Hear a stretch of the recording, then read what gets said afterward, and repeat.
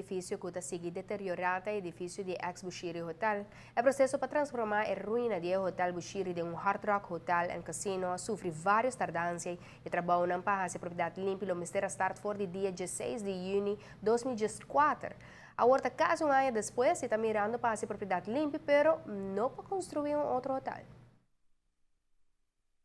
Nós estamos buscando conselho legal, eigenlijk, para pôr baixo lugar bom, assim limpo, se tem valor, se ou não, ou se pôr baixo bom, mirando que tem valor, pero tudo isso que nós estamos guardando para conselho na hora de receber, e fundo não está separado de conta maneira bostosa, mas vista do passado, que vem fundo não para baixo bom também está disponível, da questão de aspecto legal.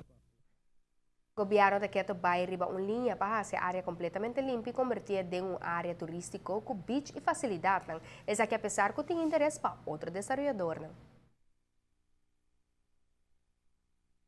Isso posso parar aqui não seguro, mas que o dia sendo interessado em a propriedade aqui, mas é uma decisão do governo e está o desejo também do parlamento. Então tem moção, e tempo aí que avisa que se não logra com Hard Rock Hotel, que está dando blessing no governo e opdracht no governo de viagem eigenlijk para bij over na clean up e essa área aqui uma área pública.